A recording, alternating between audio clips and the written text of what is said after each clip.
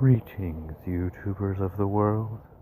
I am Arcanum Fantasy, and today I thought we'd take a little bit of a break from fanfic reviews and talk about 10 characters in media that, although technically aren't scary,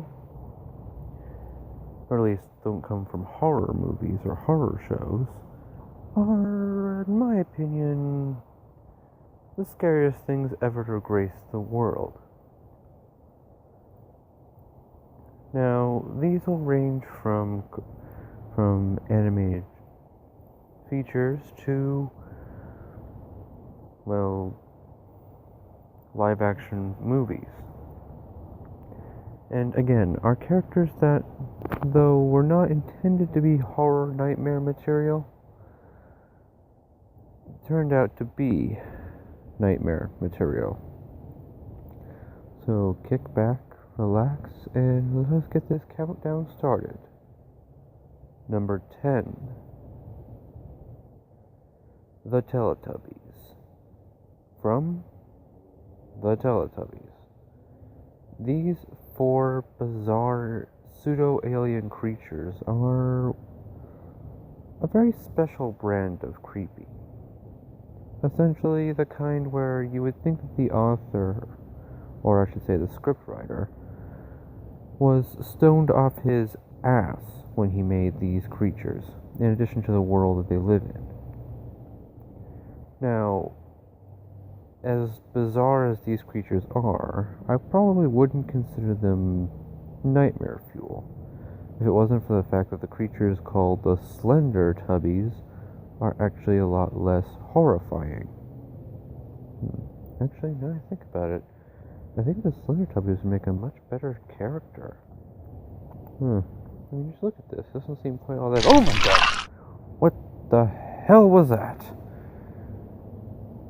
Let's just move on to the next one.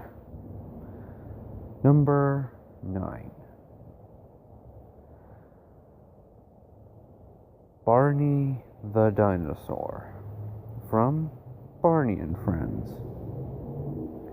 Okay, you're probably wondering, Arcanum, what in the world is Barney doing only at number 9? Well, dear viewer, this creepy creature that I would assume any kind of pedophile with a white van would dress up as only makes it down to number 9. Because, well, there are just some things in this world that are much more terrifying. Although, imagine for a moment this thing skipping down the street towards you singing, "I love you," and not think to either run like a screaming baby or pull out a switchblade and try to end this thing. It almost makes me miss Slender Man. Almost. Anyway, on to number 8. Number 8. The Cat. From The Cat in the Hat. Now, not to be confused with the original Cat in the Hat character. This is the Cat in the Hat from the Dr. Seuss live-action movie, and good lord is this thing unholy. It's an abomination to all things. It's just... I could go on, but just looking at this character's design I think is enough to give everyone an idea of where I'm coming from. I get more of a disturbed sex offender feel from the cat than I do from, well, Barney. And that's saying something.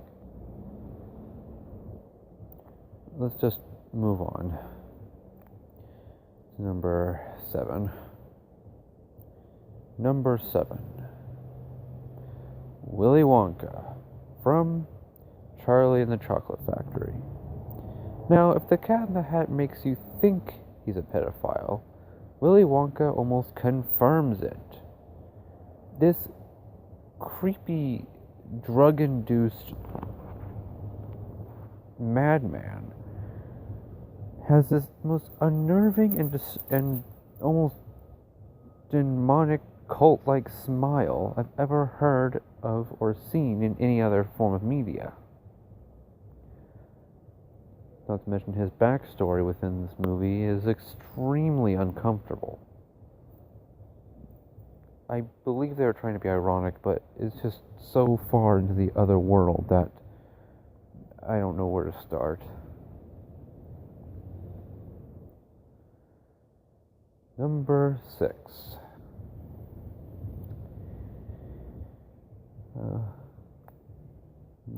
Nope.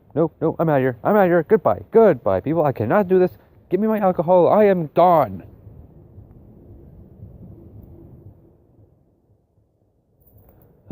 Fine, alright, I'll do this, but only just get it out of the way. Number 6 is the Thing 1 and Thing 2 from, you guessed it, Dr. Seuss's Cat in the Hat, the live-action movie. Do I really need to explain these things? They look like a mutated mix-up of Marge Simpson from The Simpsons and Bozo the Clown. And considering the fact that these things have so much uncanny abilities, I just get these things off my screen. I want to go on. I'm done. Move on to number 5 so I can get this over with quickly. Number 5.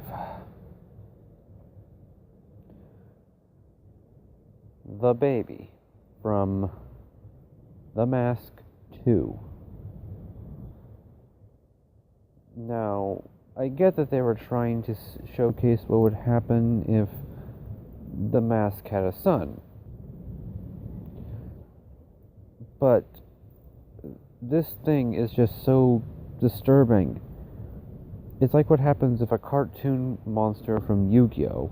Came into this world and then shot up with about 30 gallons of acid. It's just not a pretty picture. Plus, this thing's abilities and bizarre attempts at trying to make its father go insane. It's just demented.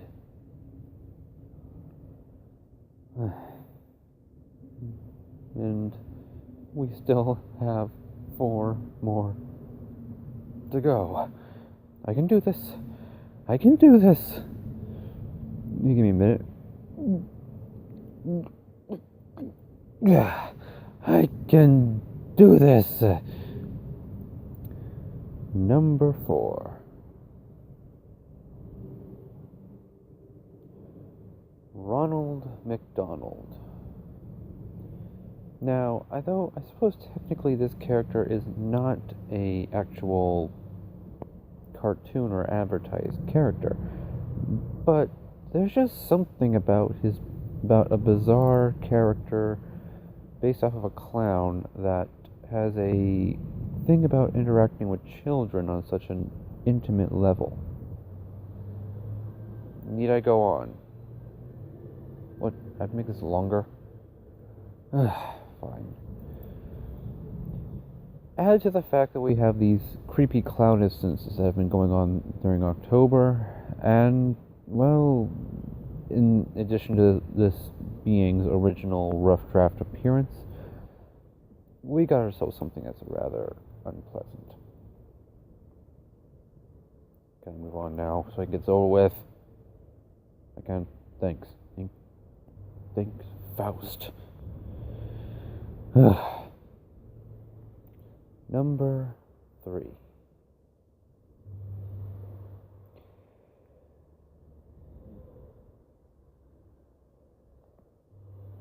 Nope. I can't do this. I cannot do this. You're not gonna let me leave here, are you? Fine. People these days, where do you even get that shotgun? Anyway. Number 3 goes to The Ponies from My Little Pony Generation 1 and 2. These things are unholy, evil abominations, and if you really want to get into any detail on my opinion on these bizarre creatures, check out my Arcanum's Files videos. There should be one about My Little Pony Gens 3 and 3.5. Though I will admit the audio is a little garbled, that's mostly because I'm trying to get over the occasional, life-inducing and possibly life-altering trauma, but what are you gonna do? Number 2 goes to Mr. Rogers. Yes, from the Mr. Rogers show. And granted, it's a kid's show, but look at the way this character acts, moves, and presents himself. It may have been charming back in the day, but now it's just eerie. The way he's presented on the show makes him look more pedo-y than pedo-bear. Let's put it this way. If I had to choose between leaving my kids to be watched by Mr. Rogers or any of the other characters on this list, short of number 1, I'd take any one of them. Especially, hell, I would take Willy Wonka or the cat. Hell, thing 1, thing 2, come take my kid. Or don't take my kid, because you do the opposite of what you're told. Anyway. I've got nothing against the actor. I believe he's probably a very nice person, but Lord almighty, his character is scary. Especially if you were to go off and say one of his taglines being, "Hello there, neighbor." Let's just get to number 1 so we can end this agony already. Number 1. The Ponies of Gen 3.5. Now, these things are evil incarnate. They are born from the worst kind of evil. The evil of... I would almost go so far as to say this is what Silent Hill would look like if the creators just didn't give a shit and just wanted to produce a game. These things are horrifying, disturbing. They're even more evil than SpongeBob or even the Grim Reaper. And no, I don't mean from Grim Adventures of Billy Mandy. He's cool. I'm talking about like the Grim Reaper from Dante's Inferno, or just the Devil May Cry series. This abundance of monstrosities should be brought into a fire pit and burned until it is a fine ash, then thrown into the ocean with a massive gallon of holy water to follow after to purify the water after the ashes have been spread. This is the stuff of nightmares. This is a collection of beasts and demons that will end all of humanity.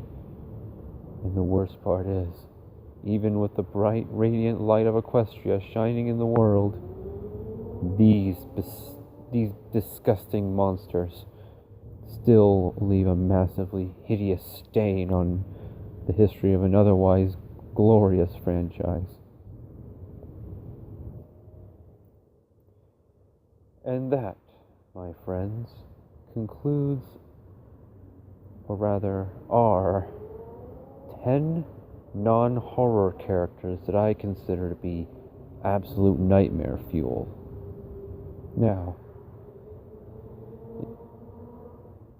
it appears now we're at the end of this video, so my partner over there can finally get rid of his shotgun.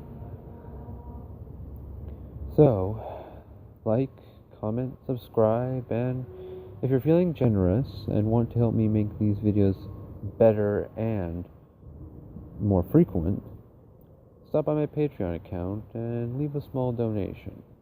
After all, every little bit helps. Also, don't hesitate to stop by my film fiction account and check out some of my own written works. Be sure to comment on them, review them, like them, dislike them. Just like any other writer, I'm always open to creative suggestions and criticisms. Now, with all that said, sleep well, my friends, because I certainly won't. Ugh.